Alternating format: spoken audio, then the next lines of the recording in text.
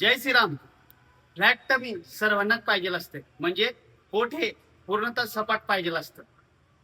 पण भरपूर जण सर्व काही ट्राय करतात, तरी त्यांना तो रिझल्ट भेटत नाही.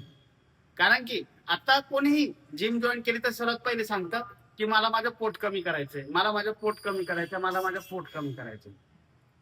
त्यासाठी भरपूर जणांना डाएट करायची इच्छा नसते, फक्त वर्कआउट वरती डिपेंड असतात. बरोबर. चला ठीक आहे, काय हरकत नाही. आणि भरपूर जण असे असतात की ते जिमला येऊ शकत नाही, पण घरी डाएट करतात. पण डाएट कसा करतात, कोणाला न विचारता. काही फक्त याने सांगितलं काही गोष्ट खा, याच्याने पोट कमी होईल, हे खा याच्याने वेट कमी होईल, या गोष्टी ते करून करत असतात. आणि भरपूर जण क्रॅश डाएट करत असतात. क्रॅश डाएट म्हणजे एक टाइमचं जेवणच करत नाही. तर मित्रांनो, या सर्व गोष्टींनी तुमचं फ्लॅट कमी होणार नाहीये, म्हणजे पोट हे सपाट होणार नाही. तर मी आता काही रूल्स असे सांगणार आहे, जे तुम्ही प्रत्यक्षात फॉलो केले तर 100% तुमचं फ्लॅट टमी ही नक्की होईल. फक्त वर्कआउट करून फ्लॅट टमी होत नाही, तर त्यासोबत काही रूल्स हे खूप गरजेचे असतात. तर ते रूल्स कुठले कुठले मी तुम्हाला आता सांगणार आहे. तुम्हाला नोट करायचे असेल तर नोट करून घ्या. सर्वात पहिले, सकाळी उठल्याबरोबर तुम्ही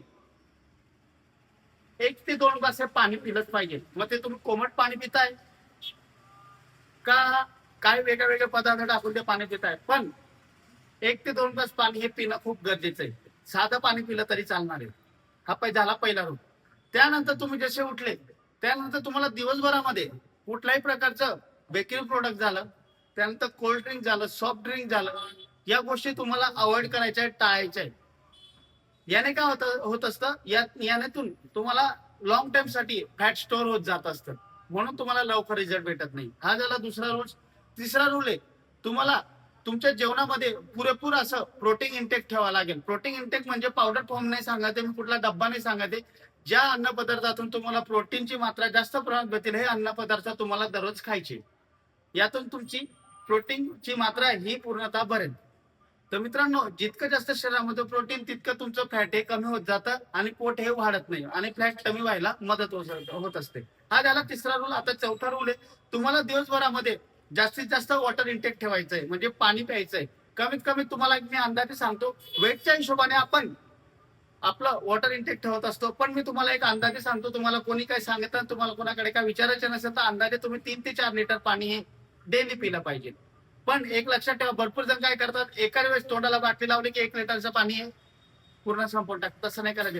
दिवसभरात थोडं थोडं थोडं पाणी तुम्हाला पित जायचं. हा झाला चौथा रूल. आता पाचवा रूल मित्रांनो, तुम्हाला दिवसभरामध्ये 8 ते 10 हजार स्टेप हे चालण्याचे, म्हणजे दिवसभरामध्ये तुम्हाला संपूर्ण दिवसभरात 24 तासामध्ये 8 ते 10 हजार पाऊल हे चालण्याचे.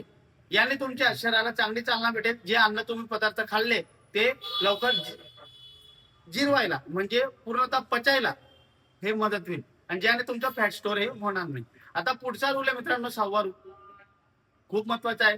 तुम्ही जितकी जास्त झोप घेणार, तितकं तुमच्या शरीरामध्ये फॅट हे कमी होणार, आणि जितकं फॅट कमी झाला तितकं फ्लॅट कमी व्हायला सोपं होणार आहे. म्हणून मित्रांनो, कमीत कमी 7 ते 8 तासाची झोप हे होणं खूप गरजेचं आहे. म्हणून ह्या गोष्टी करा. झोपेसोबत तुम्हाला इतर गोष्टी सुद्धा या खूप महत्वाच्या आहेत. तर मित्रांनो, हे जे रूल्स सांगितले मी, हे जे तुम्ही फॉलो केले, तर नुसतं वर्कआउट करून नाही होत, नुसतं डाएट करून नाही होत, तर तुम्हाला हे पूर्णतः रूल्स वर्कआउट आणि डाएट सोबत फॉलो करायचे, जेणेकरून तुम्हाला लवकरात लवकर तुमची टमी ही लवकर फ्लॅट झालेली दिसेल.